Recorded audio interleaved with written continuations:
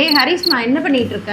Madam, இந்த ஒரே படத்தை வச்சு 7 வித்தியாசம் கண்டுபிடிப்பாங்கல்ல, அதான் இதில் எப்படின்னு யோசிச்சுக்கிட்டு நீங்கள் கொஞ்சம் பார்த்து சொல்லுங்க. அது சரி. நம்ம மார்கி ஆர்பி சாஃப்ட்வேர்ல ஷெட்யூல் கட்ச் ரிப்போர்ட்டுக்கும் பில்வைஸ் சேல்ஸுக்கும் என்ன டிஃபரன்ஸ் நீ எனக்கு முதல்ல சொல்லு. 7 வித்தியாசமா? 7 எல்லாம் வேணாம், 2 மட்டும் சொல்லு. 2னா சிக்னேச்சர். கரெக்ட். ஃபார்மசிஸ்ட் கிட்ட சைன் வாங்குற ரிப்போர்ட் தான் ஷெட்யூல் கட்ச் ரிப்போர்ட். அப்புறம் பிங்க் கலர்ல இருக்குமே, அது சேல்ஸ் விண்டோல. நான் கேட்கறது ரிப்போர்ட்ல. அதாவது ரிப்போர்ட்ல வந்து எப்படி வரும்னா, எந்த ஐட்டத்துக்குலாம் நம்ம ஷெட்யூல் கட்ச்ல எஸ்ன்னு கொடுத்துருக்கோமோ அந்த ஐட்டம் மட்டும்தான் ஷெட்யூல் கட்ச் ரிப்போர்ட்ல வரும். பில்வைஸ் சேல்ஸ்ல எல்லா ஐட்டமுமே, இன்னைக்கு சேல்ஸ் பண்ணியிருக்க எல்லா ஐட்டம்ஸுமே லிஸ்ட் அவுட் ஆகி வந்துடும்.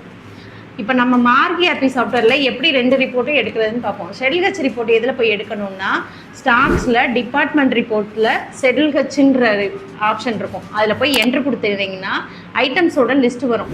அதில் வச்சு என்ட்ரு கொடுத்துட்டிங்கன்னா ஃப்ரம் டு டேட் வரும். அதில் ஃப்ரம் டு டேட் மட்டும் ஃபீட் பண்ணிவிட்டு பிரிண்ட் எடுத்துக்கலாம், வியூ பண்ணிக்கலாம், பிரிண்ட்டும் கூட எடுத்துக்கலாம்.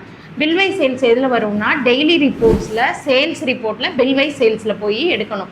அதில் உங்களுக்கு ஐட்டம் நேமும் வேணும் அப்படின்ட்டா வித் ஐட்டம் டேட்டா இருக்குது பார்த்தீங்களா, அதில் எஸ்ன்னு கொடுத்து எடுத்துட்டிங்கன்னா வந்துடும். அவ்வளோதான். இந்த மாதிரி வீடியோஸ்க்கு ஜேஜே என்டர்பிரைஸ் சேனலை சப்ஸ்கிரைப் பண்ணிக்கோங்க. உங்களுக்கு ஏதாவது டவுட் இருந்துச்சுன்னா கமெண்ட் பாக்ஸில் கமெண்ட் பண்ணுங்கள். நெக்ஸ்ட் வீடியோவில் நாங்கள் சொல்லுங்கள்.